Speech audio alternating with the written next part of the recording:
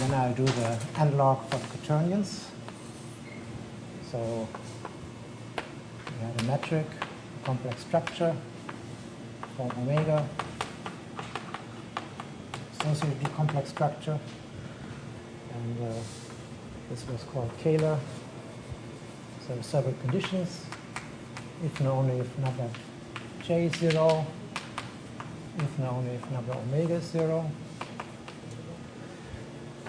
if and only if omega is closed, plus j integrable, and if and only if the holonomic group is contained in UN. So these are all equivalent definitions.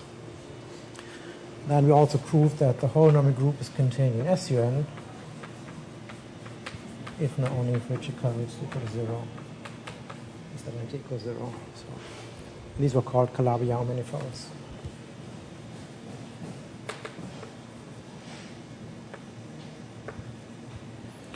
And the same thing as saying that the first Chern class of the complex structure is equal to 0. Anyway, so for symmetric spaces, we had a nice characterization. So if G, K was a symmetric pair, we can put it over here. So we're going to prove an analog of this over the quaternions. So this was Kähler. If and only if there exists, so here as a Cartan decomposition, if and only if this is a complex structure from P to P, an isometry, and it commutes with the isotope representation at K, acting on P. Okay. So this was a, once I have this at one point, right here, P identified with tangent space. Even complex structure at the point, and then I push it around with left translation, with pair translation, or left translation.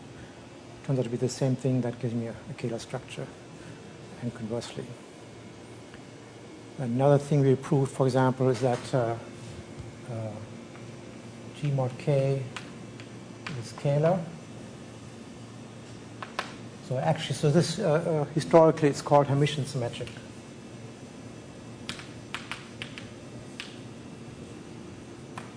So Kähler symmetric might be a better name. If and only if K is not semi-simple, and if the pair is irreducible, then it's if and only if K is equal to K prime times S prime with K prime semi-simple.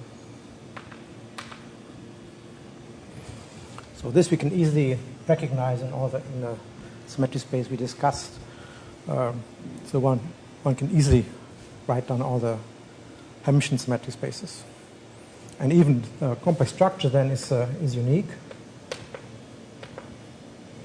and was given by, so going from P to P, is given by conjugation with I, where I is an element in SP1. In S1, which acts on the tangent space by the adjoint representation. Okay. That was a very nice description of all the symmetry spaces which are Kähler. Then, of course, we also know then, say, if so this also implies then that the holonomy is equal to K times S1. Because for an irreducible symmetric space, which is not of Euclidean type, and these are not of Euclidean type, we knew that the holonomic group is equal to, at least the identical component, is equal to K naught times S1 if you want to. If it's simply connected, that's the full group. So this is contained in UN, in U of the tangent space. So examples of manifolds with small holonomic group. Okay. Whereas in general, for a generic Kähler metric, the holonomic group is all of UN. Right? If it's smaller than UN, and it's not SUN, where it's Ricci flat Kähler, then it must be wrong. These examples must be symmetric. So important class of examples among the list of all possible holonomic groups that we discussed, and they're very easy to describe for a symmetric space. So now we want to do the same thing for the quaternions. Remember, there was in the possible holonomic groups, there were the possibilities that Hall is equal to SPN or SPN times SP1. Right. So you want to discuss these examples. They have a name. So if Hall equals SPN, they're called hyperkähler.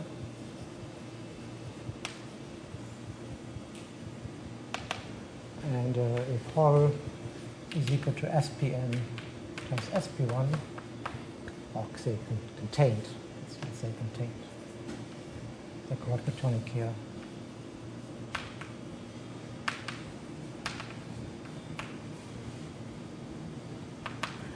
Which is not a very good name because they're usually not Kähler. So it's kind of a quaternic analog of a Kähler manifold, but they're not really Kähler manifolds. Okay, so that's the goal today, discuss these kind of structures. And it'll turn out that in the case of symmetric spaces, this case is not interesting. If something is hyperkähler plus symmetric, it's just flat. So only Euclidean space has this kind of structure in the case of symmetric spaces, but here there are lots of interesting examples. Like the most basic examples of quaternic Kähler manifolds are the symmetric spaces.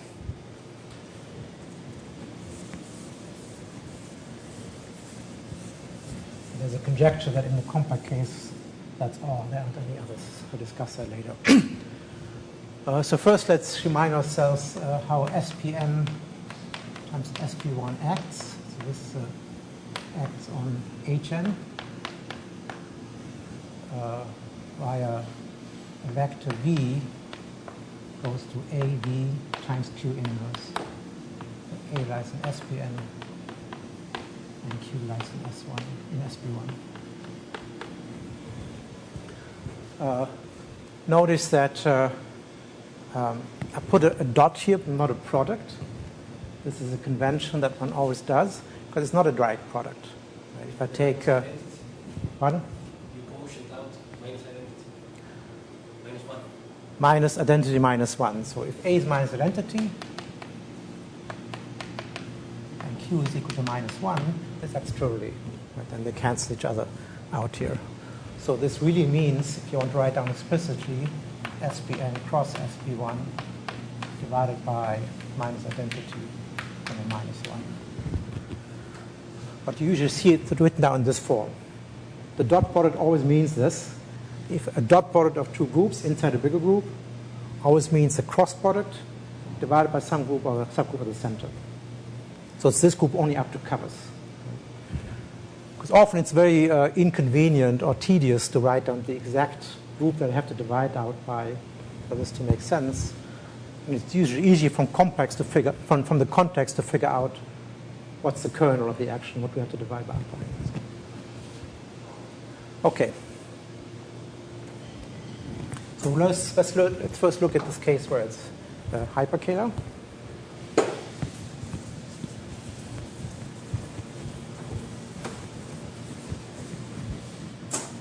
So I can actually give you two different definitions. The first one in terms of holonomic groups, right? So this is hyperkähler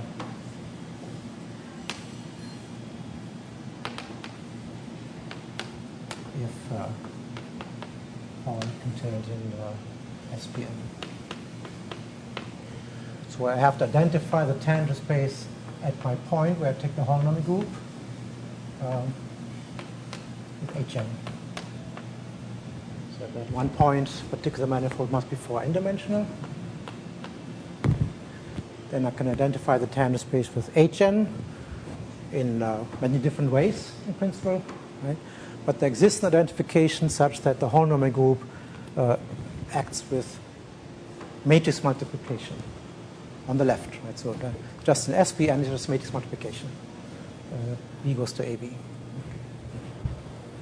So then I can say this is equivalent to the following kind of structure.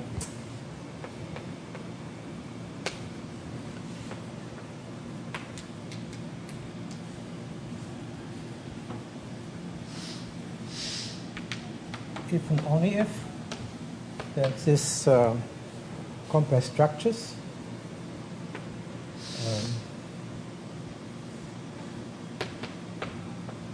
J1, J2, J3. So Ji squared equals minus identity. They are symmetries, they are orthogonal. And they intercommute.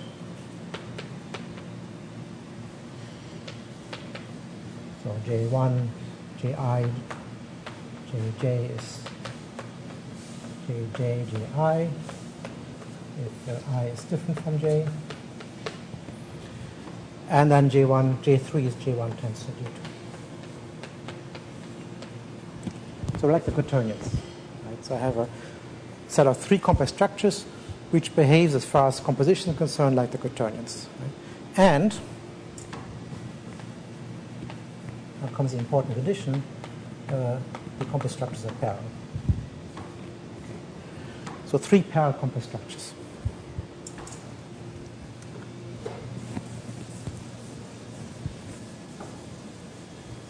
Particularly they're calars. In fact, I have 3 different calar structures on it if you want to.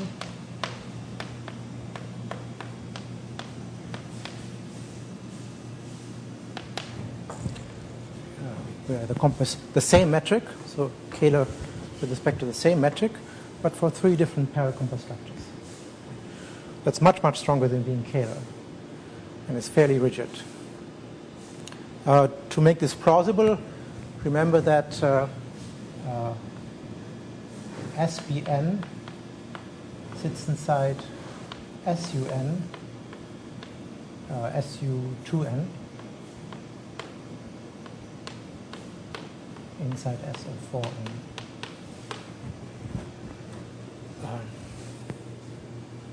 Right here, we identify it as HN with C2N.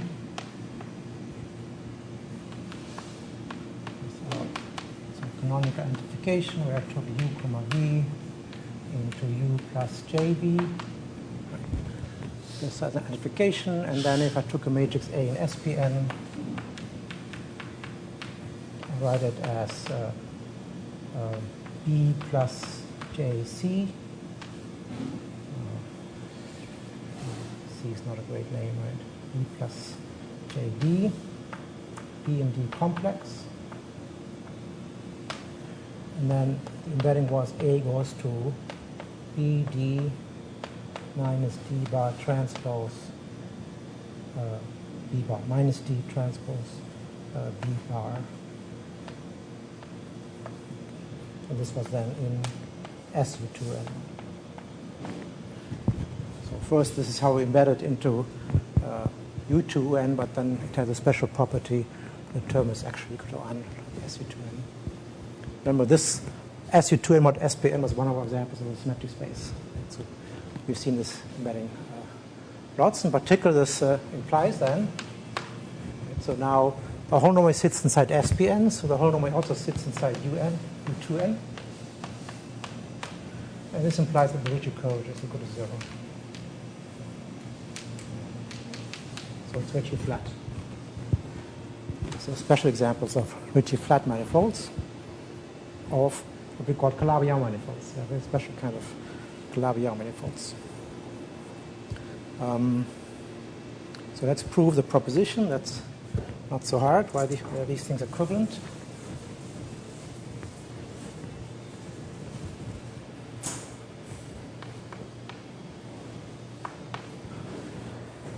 So 2 directions, right?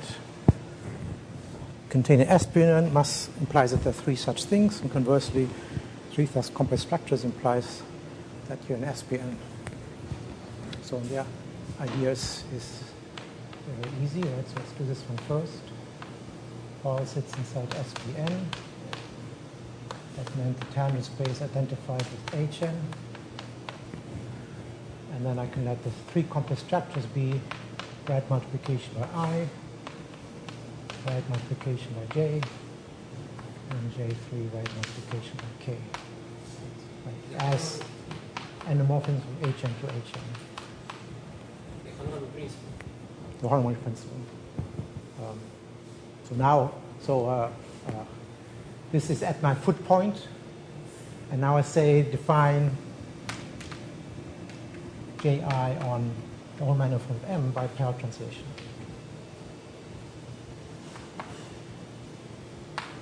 So at any other point, I take a path from this point to that point, and then push the complex structure at my base point where I define the holonomic group. And this is always implicit that I picked a base point, I picked a tangent space. It acts only on that tangent space, the holonomic group. I push on pair translation, and because the holonomic group lies in SPN, it commutes with those. So SPN are the H linear transformations.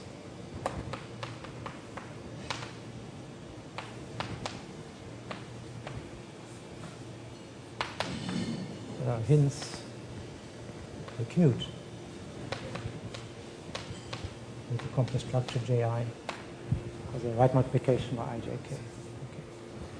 This then implies by the holonomic principle that Ji is well defined. And the conjugate of Ji is equal to 0 because I defined them by pair translation. So, and of course, also there, since this identification can be made isometrically, here I have my inner product on the tangent space, here I have my canonical inner product on Hn, so this can be considered as an isometry. And right multiplication Ij and K are isometries, and their complex structures, and the anti-commute define all the relationships, and number J is equal to 0. So just the holonomic principle, and conversely the same. So what do we have to say? Let's see. Assume you have these three anti-commuting complex structures. So that means this gives me an identification with Hn where J1 is right multiplication by I and so on. So how you do this in the same way that we say identified R4 and with Hn, right? So take any vector V, take J1, J2, J3 times V. That's my first Platonic line, and so on. Take the third complement, construct your next Platonic line. So having these structures on a vector space means I can identify the vector space with Hn. In fact, even without this, right? So just having three anti-commuting complex structures on a vector space, I can make them look like Ij and K in some basis. And then having this here in addition means that the metric I get is that the identification is isometric, with the metric given on the vector space and the metric given on the canonical metric given on Hn. And then this is true by construction by the holonomic principle. So that's very easy. It's usually better to interpret these things in terms of some kind of natural geometric structure. Some of this is more clear of what it means than, say, this definition right here. Because often this is simply the definition of being hyperkähler. And then you observe that it's the same thing as saying the holonomic group lies in SPN. Okay.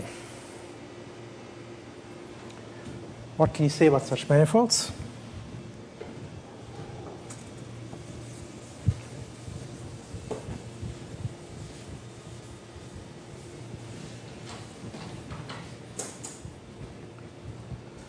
Write down some of the main properties.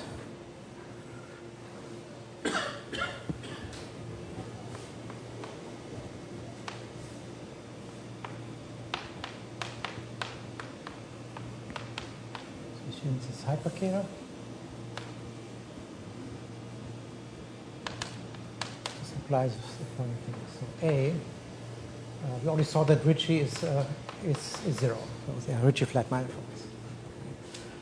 So that's the first one. What else do you want to say?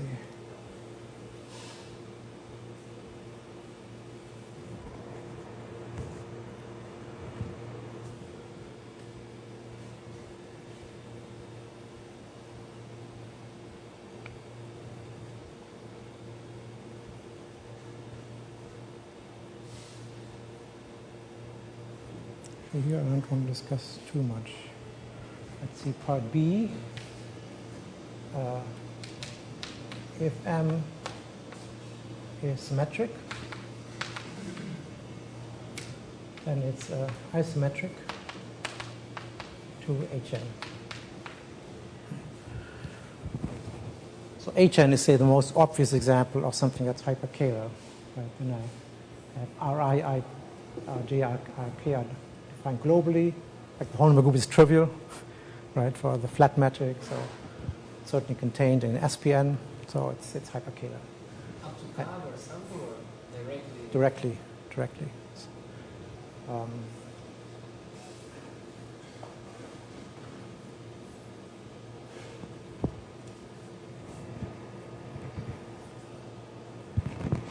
Is that correct? I'm pretty sure, yes.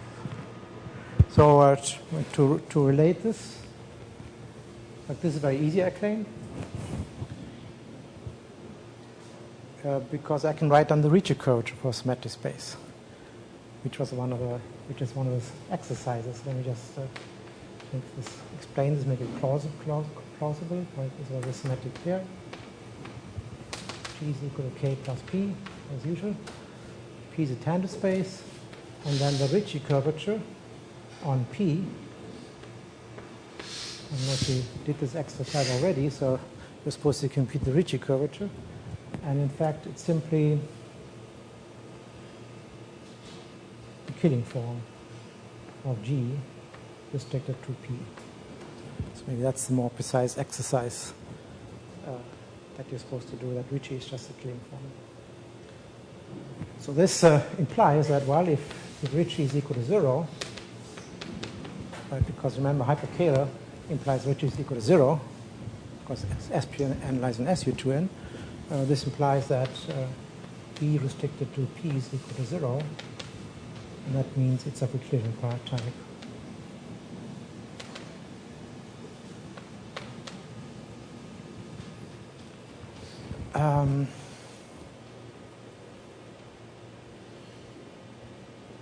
Do I have to assume up to covers?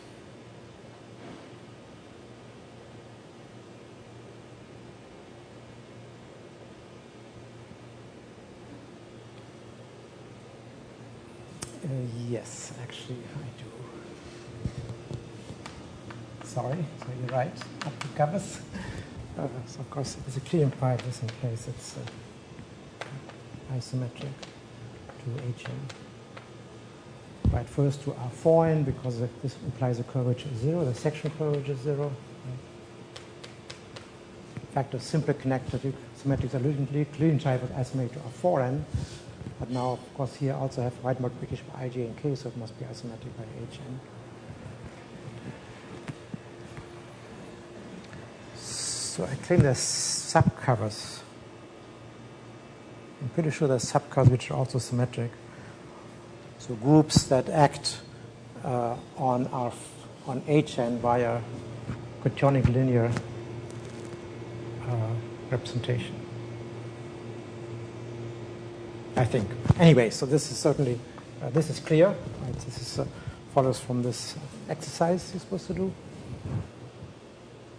So this is a really, really important property of symmetric pairs.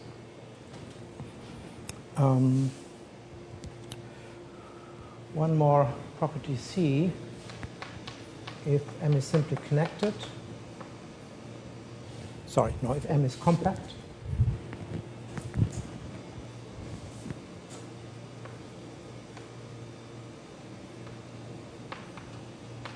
and the whole number group is equal to SPN, this implies a manifold simply connected.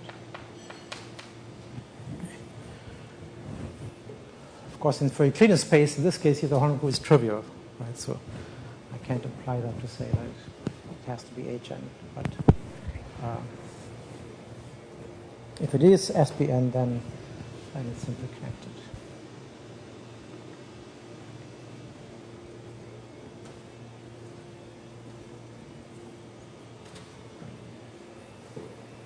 Of course, you can ask, how can it fail to be equal to SPN?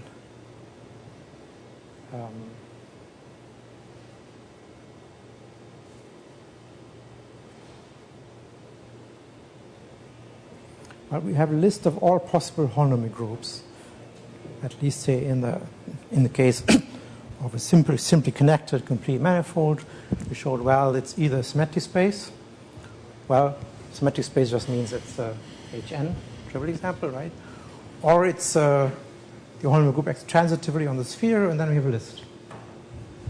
So now the question is here, what subgroups of SPN act transitively on the sphere?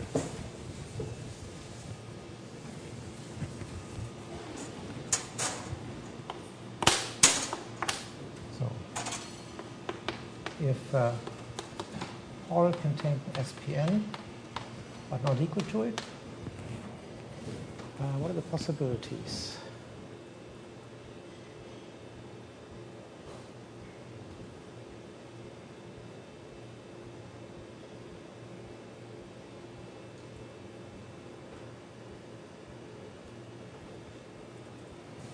Not true. So certainly we have a complete list.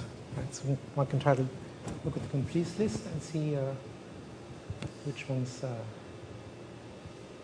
lie in SPN.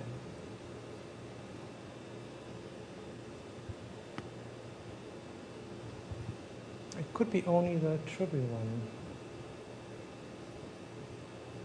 Think about this. So it might be true here, and just realize this natural question, part D, if it's true that if M is say, simply connected and irreducible as a Riemannian manifold, or indecomposable, then in fact the holonomic group is SPN.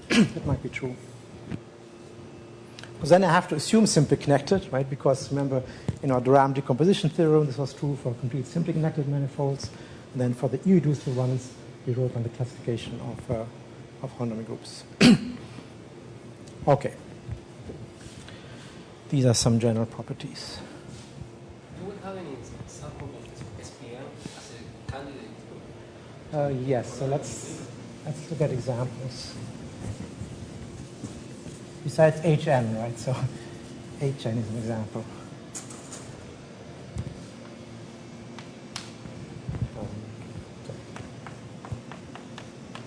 A trivial example. What happens when the dimension is 4? So remember here our convention was that the dimension is 4n. So n is equal to 1. So I have a 4-dimensional manifold. So the holonomy is SP1 contained in SO4.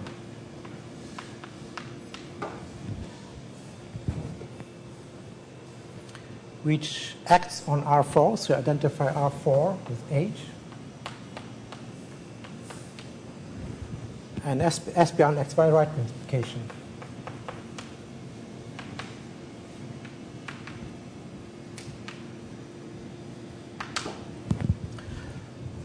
But in fact, that's the same thing, I claim,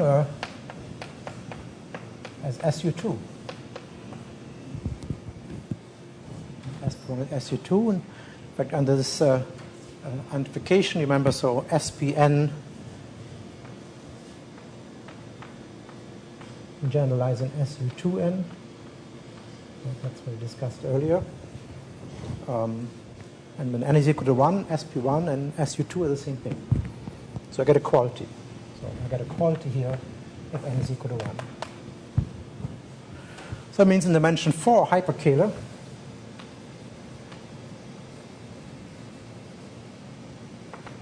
is the same thing as Kähler plus Ritchie flat. Holonomy SU2, same thing as holonomy SU2. This was Kähler plus Ritchie flat. Particular means that, as a consequence, if I have a Kähler-Ritchie flat metric in dimension 4, I automatically, besides my complex structure which defines the Kähler metric, I must have two other complex structures, which are also Kähler metrics. So dimension 4 is automatic. So 4 is very special.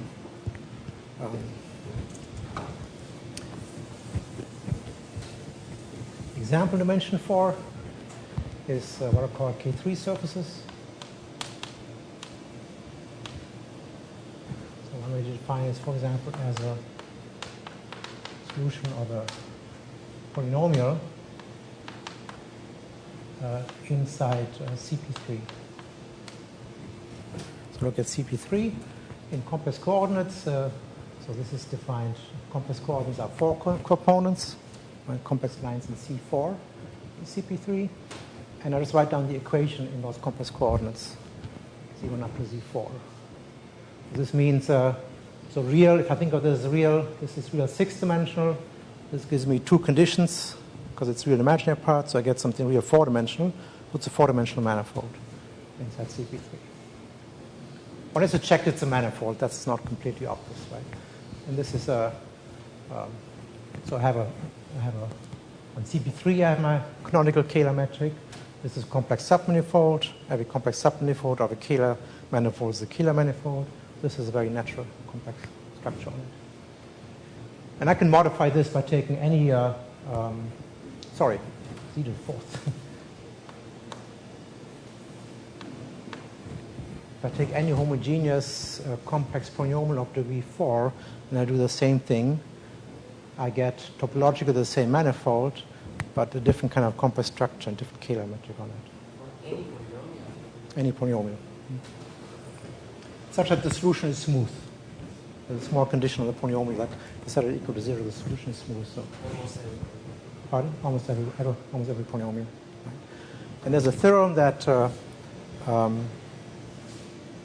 if n is equal to 1,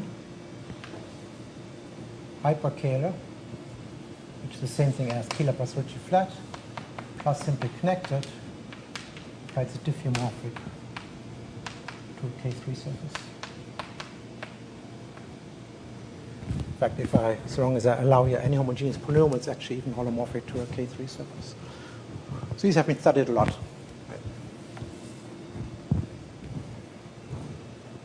Okay.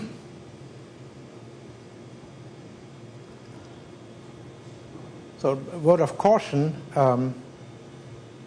You might think, well, this K3 surface as a complex submanifold of CP3 has a natural Kähler metric on it, which is correct. But that's not the hyperkähler metric. It's not Ritchie flat. Is this related to that classification of complex surface of Yes. collider? Yes, it's related to that. Mm-hmm. It's a non-trivial fact that this is true. Okay. So here, the claim is there exists. This is a theorem, right? It's a non-trivial theorem. There exists a Kähler metric, which is Ritchie flat. And therefore hyperkähler. When you mention Ford, the same thing. No one has an explicit description of such a metric. Right? And I would like to see what does explicit look like. As a submanifold, there's certainly an obvious explicit metric, but that's not it. It's something else. It's constructed as a solution of a certain PDE as a consequence of the Claver-Liao conjecture I mentioned earlier. And this is an existence proof, but no one knows what they look like. So these are studied a lot, so this is a huge subject.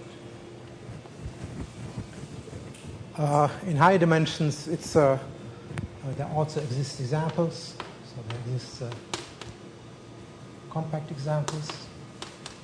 They're not so easy to construct. So we had to did it first, and we'll discuss them. Another example is the cotangential bundle of CPN. This is hyperkähler. So there exists a natural metric on the cotangential bundle of CPN, which is hyperkähler.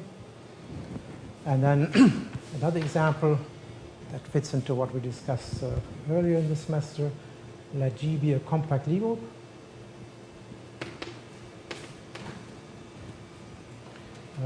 G tensor C, the complexification. This then defines a Lie group that I want to call G sub C, right? The unique complex, simply connected Lie group with this Lie algebra. I can regard it kind of as a complexification of my compact Lie group G with the same Lie algebra. And the co-adjoint orbit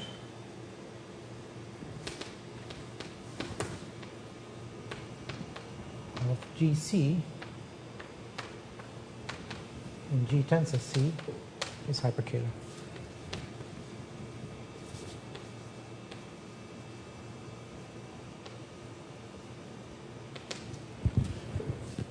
So you've probably seen the proof maybe that these things are symplectic. Right? Of course, hyperkähler manifolds are symplectic. They're Kähler in several different ways. So there are 3 natural symplectic forms in them. So that's easy to see that these things are symplectic is easy. To see the hyperkähler is not so easy. That's difficult. I forget who all did these things. There are different names associated to them. 3, 4, and 5 are all non-trivial. The fourth, we have a complex structure coming from the complex structure of Yes. CPN, Yes. and the other one from the symplectic. You need 3 complex structures, right? Well, the third will be the product. Ah, okay.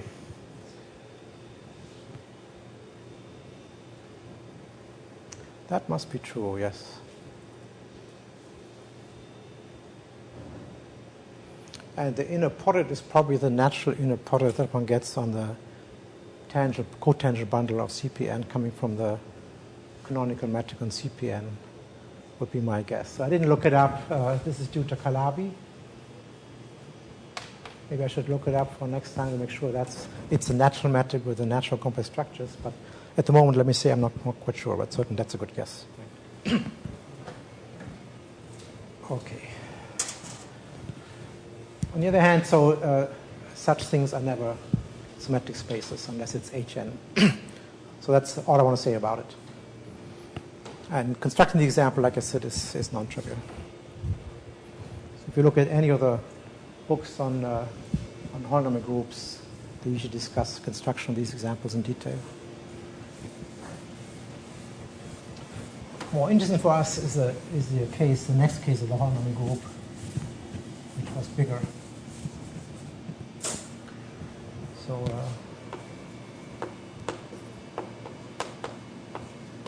and it's called Johnny-Kähler.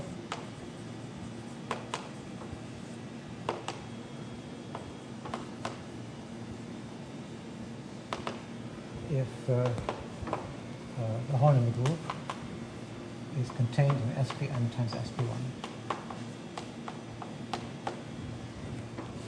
So that we call Johnny-Kähler.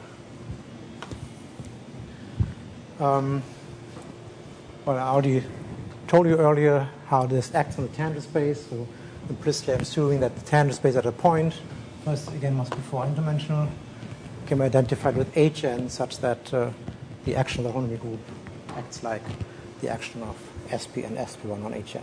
So that's what this means. Notice that SPn SP1 does not sit inside U2n. So it's very different to being hyperkähler. So in other words, it's not complex linear. This here is complex linear because it commutes with right multiplication by I. Right? So SPn commutes with right multiplication by I acting on Hn. Right? So that's why SPn is contained in Un, in fact, even contained in SU2n. But of course, SP1 doesn't commute with it. SP1 is not abelian. So this part of the group is not complex linear. So it's not contained in Un. Okay. In fact, so maybe just a comment exercise. We're actually probably going to see it maybe. So SPn, SP1 sits inside SO4n, right, identifying Hn with R4n. And it's maximal. There's no group in between. So even stronger than saying it's not contained in U and there's nothing in between. That's the only structure I can have. Okay, so that makes us very different from Kähler or hyperkähler.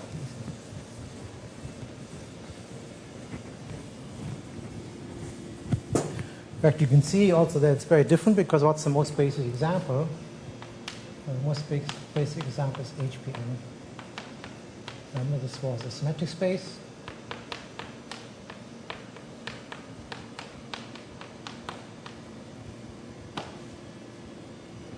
And in fact, since it's a symmetric space, this implies that the holonomic group is in fact equal to SPn, SP1. So HPn is an example. And it can't be Kähler because for HPn, the second round cohomology is equal to 0.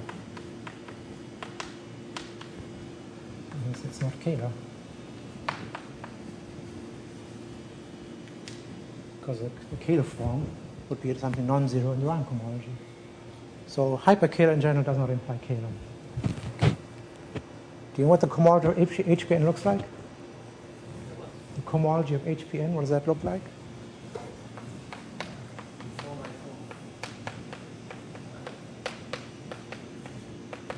Pardon? There are cells only for division. Right. So it's a CW complex, which has cells only in dimension 4K, where each complex is an HPK inside HPN, and I attach another cell, just like CPN. So that implies there can be homology groups only in dimension 4K. And in fact, a little bit more than that, you can say the algebra is the algebra generated by some generator divided by u to the n plus 1 is equal to 0. So that also gives you the product structure in the cohomology, right? Just like CPN. So but if you just look at the proof for CPN, what is true for CPN, the same proof also works for HPN. Did you ever do the proof why the cohomology of CPN looks like that? Yes. The product structure in CPN?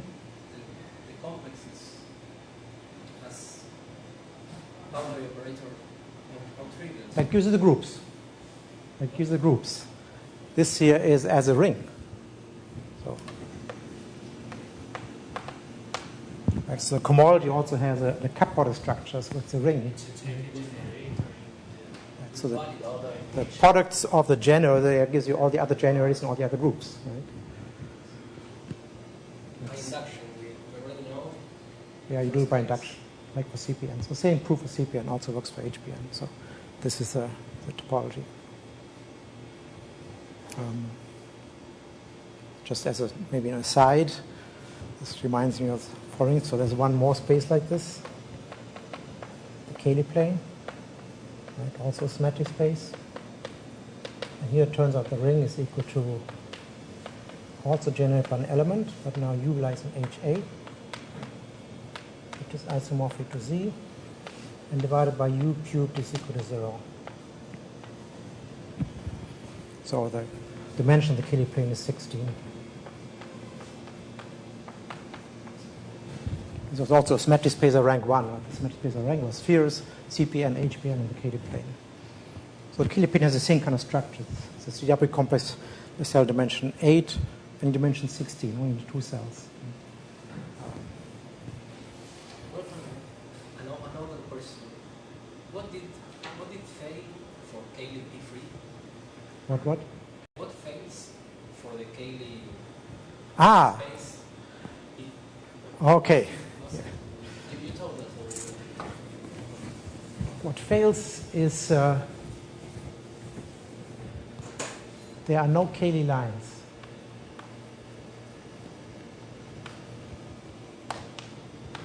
In Cayley n. But even for n equal to 2.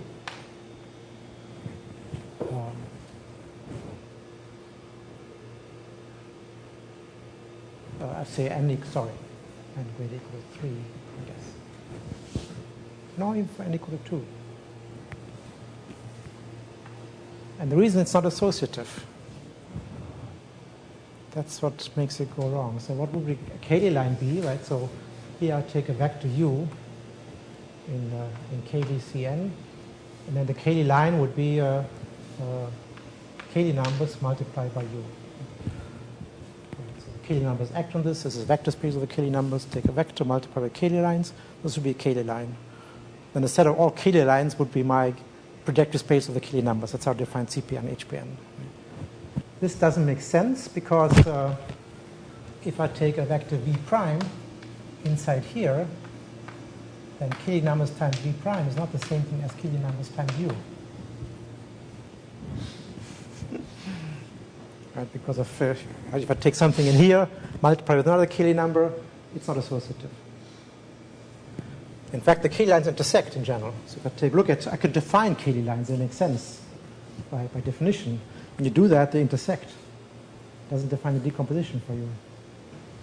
So that's why it doesn't work. Okay.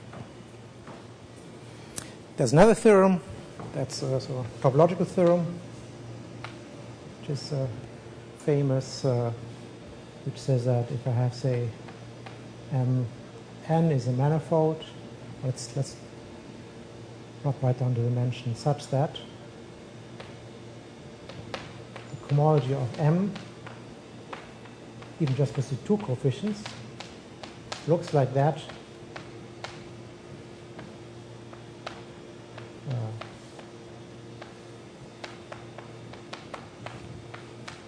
Over there.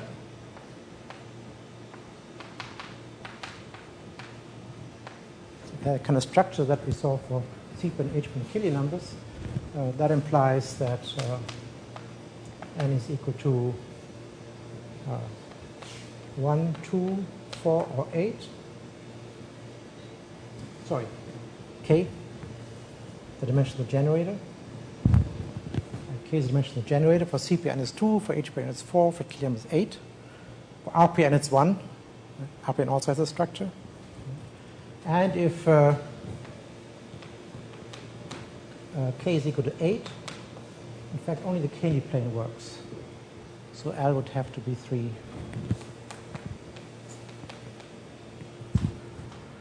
These are the only possibilities, topologically, purely topologically.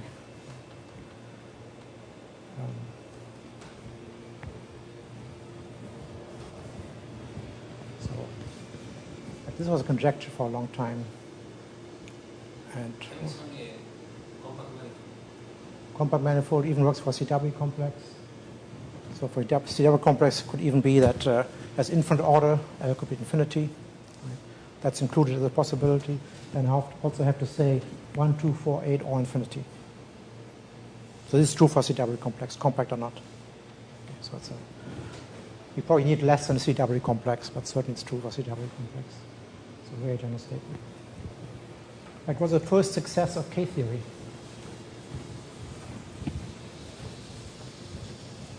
Don't they always say it's counting independent vector fields? It's related to that. So this was also the first success of K-theory, if you want to, and they're closely related. Okay, we got distracted. So H-band is not a Kähler manifold, so quadratic Kähler in general does not imply Kähler.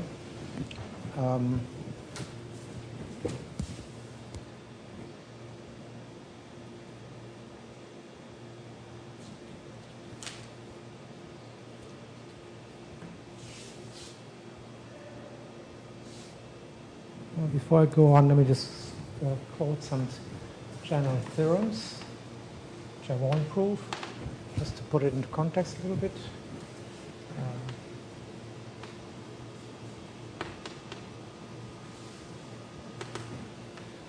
So a bunch of statements.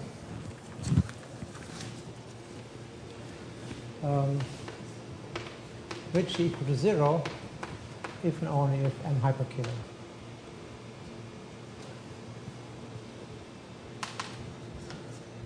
So of course, hyperkähler are examples of quadratic Kähler if you want to, right? Because then it's just lights in SPN. Because those are the ones that aren't interesting in this context, right? We like to say it's quadratic Kähler, but not hyperkähler, because that's a different subject. Okay, SPN is not contained directly because. Pardon? SPN is not contained directly because we function count. Yes, it is. Because what is this? This is. It was SPN cross SP1 divided by minus identity, comma, minus 1. Right. So if I look at the, if you want to, at the homomorphism that takes SPN into this group, then go to the quotient, because I'm dividing by both at the same time, it's injective. So there's nothing inside SPN in this group here. Sorry, there's no kernel inside SPN because it looks like that. So it really is a subgroup. So it could be, if it's hypercalar, it's Cotonicate calar. And you can recognize it just from the Ricci tensor. So it's hypercalar if and only if Ricci is equal to 0.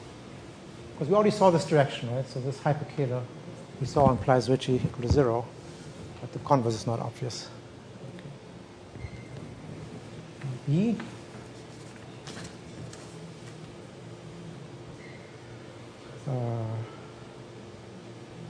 So Ricci not identical to 0 implies M is Einstein, or Einstein matrix. They are locally indecomposable.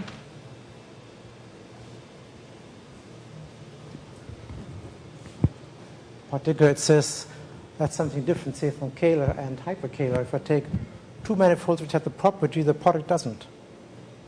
I can't take Riemannian products. For hypercalar, I can do that. For calar, I can do that. For Cotonic calar, I cannot. It's the SP1 factor that makes that impossible.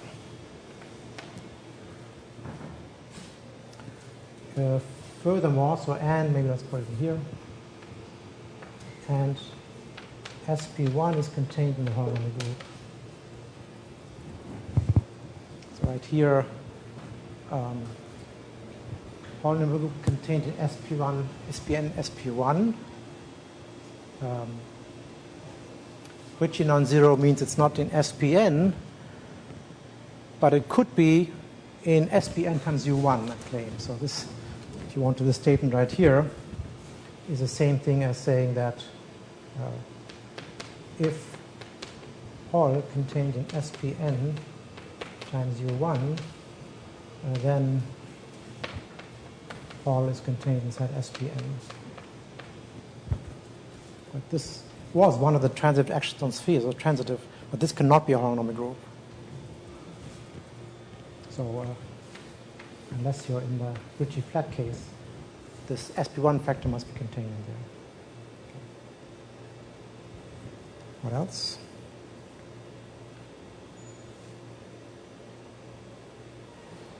If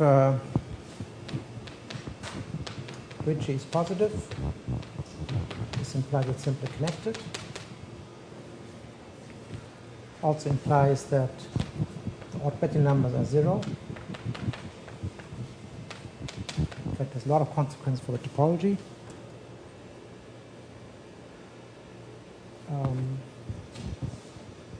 Maybe that's the main properties I want to write down. And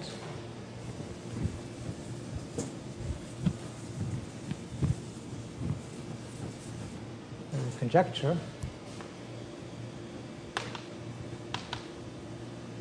which is due to the Bruin-Solomon.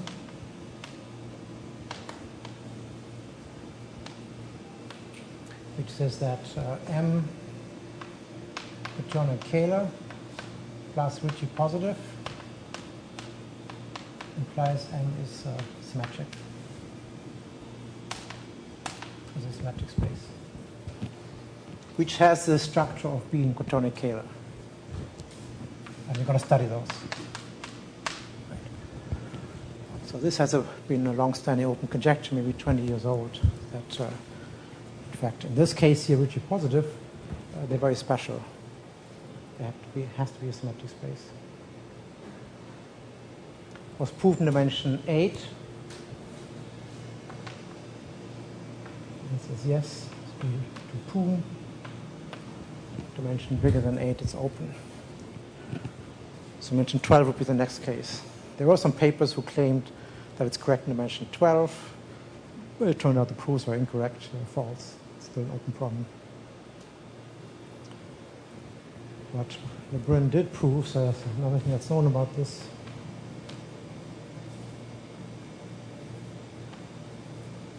There are at most finitely many in every dimension.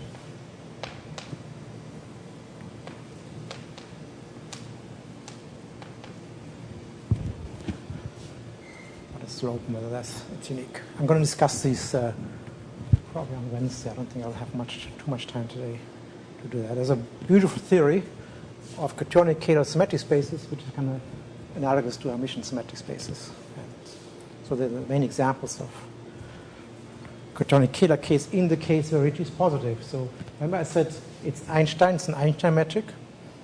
So the Einstein constant is 0, if and only it's hyperkähler, different subject. Then it's either positive or negative. Positive is very special, it's supposed to be symmetric, and negative, there are many examples. But they're difficult to construct. So, in fact, I'm not quite sure what the non-compact examples look like. Did I write something down? No. Maybe I'll take a look for Wednesday. What are some of the basic non-compact examples?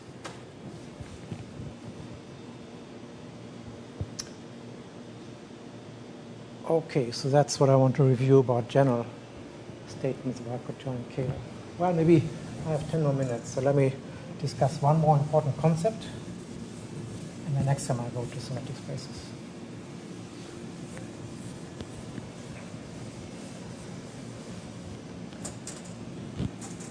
Maybe if M is Quaternion Kähler, in fact, or hyperkähler, it's a special case after all. Then one has what is called the twistor space.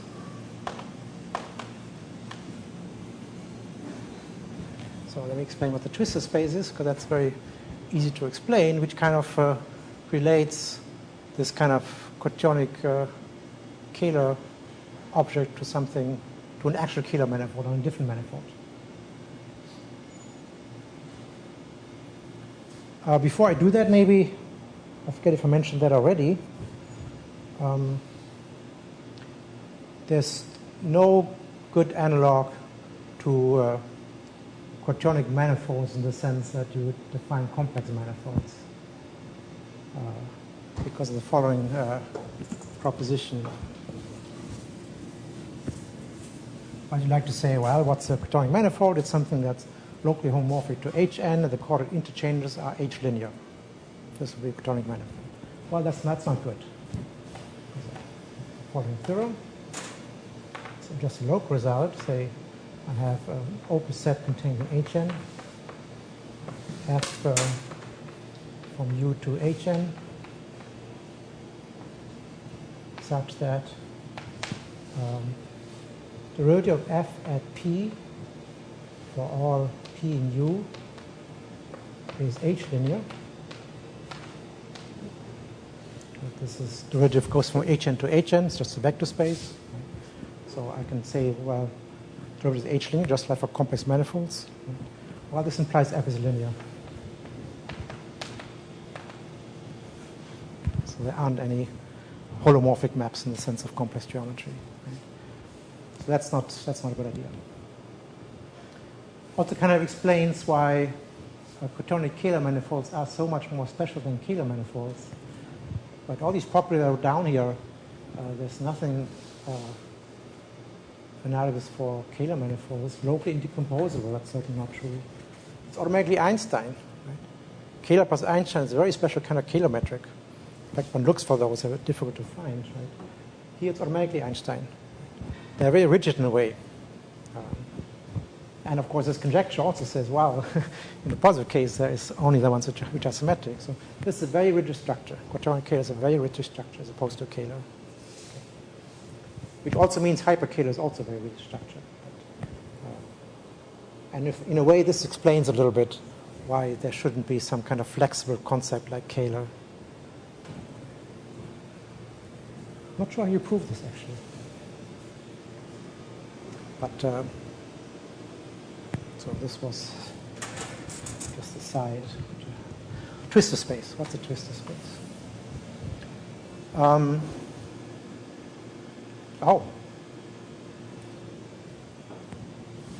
I shouldn't do that yet. I should first translate this condition of being quaternion Kähler into something more geometric. just like we did for the other polynomial groups. Right? Polynomial UN it's a Kähler metric. There's a very nice natural way of writing that down, what it means. Polynomial SPN was a hyperkähler metric, 3 complex structures which are Kähler. That's my geometric concept, if you want to. What is a corresponding geometric object that tells me I'm in SP and SP1? I usually can't compute the Horner group anyway. Right? How are you going to check something as quadratic Kähler? You can't compute this, so this is, in a way, a good definition for proving things, but not such a good definition for other purposes. So here's the following proposition.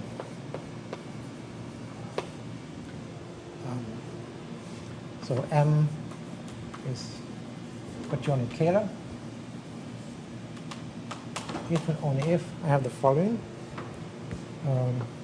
F contained in the, we call it E, it's the set of endomorphisms of Tm.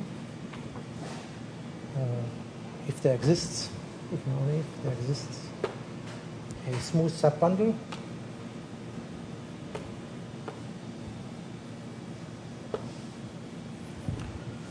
so right, Tm is a smooth vector bundle.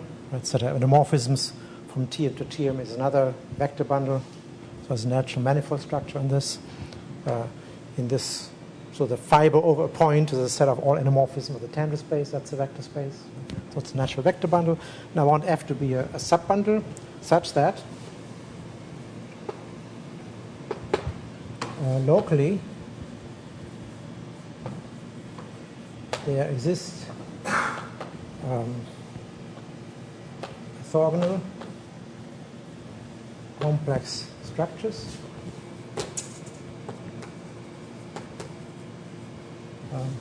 J1, J2, J3 with the usual properties, right? So Ji squared is equal to minus identity, J1, J2 is J3, and so on. They don't exist globally. Right? Hyperkähler exists globally. Here, if you want to, it's just a pointwise condition is one way of looking at it. So take a point. Right?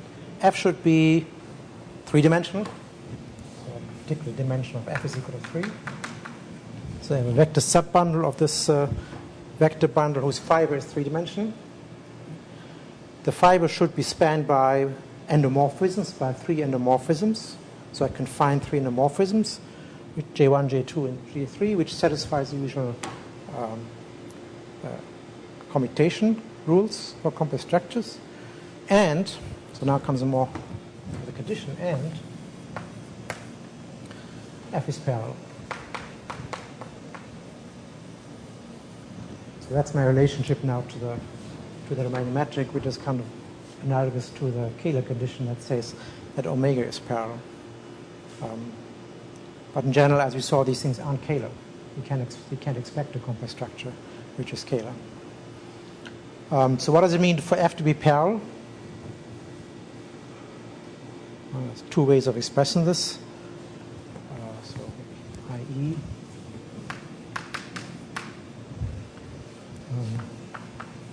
If P gamma is parallel translation from gamma 0 is equal to P to gamma 1 is equal to Q, then A P gamma inverse P gamma is in F at Q for all A and F at P. So take an endomorphism utilizing your 3-dimensional subbundle, conjugate it, so move it to the other point by a parallel translation along any path, and I get the vector space at the other point. Or another way of saying this is that if and only if A is, you want to, so when we are writing down, it's a section or the vector bundle. This is a vector bundle over a manifold. What a section is means an endomorphism at each point. Right? So A at P lies in F at P for all P. And nabla A is in F for all X vector Q on N. in the sense, well, if I have a metric, I have a connection on my tangent bundle that induces a natural way connection on the tensor algebra, therefore the endomorphisms. So it makes sense to take a coherent derivative of an endomorphism in the usual sense of tensors.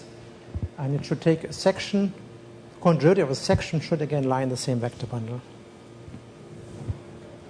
So if you want to relate this to this here, remember that I can define a coherent derivative by taking your object pair translating back to a point and then differentiating the ordinary sense. And that's one way to compute a coherent derivative. Well, so if it's invariant in a pair translation, I come back to a fixed object at the point P. So in fact, this is true. I should prove this on Wednesdays. I have to. It's not difficult, but I have to prove something. So, unlike in the Kähler case, where it's or quaternion Kähler case, hyperkähler case, where it was just a consequence of the holonomic principles, you have to prove something. So one has to get your hand around this kind of object. It's more complicated than Kähler, hyperkähler. It's a subbundle of endomorphisms. The problem is, so the reason why I can't make this into something that's hyperkähler in general is that this vector bundle doesn't have to have a section. It doesn't have to have a non-vanishing section.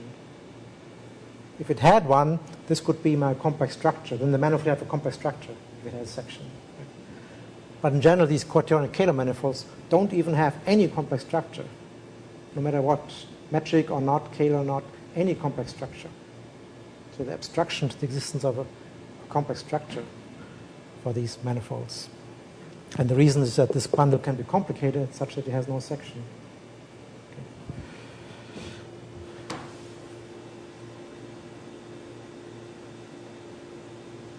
So this only exists pointwise, or if you want to locally.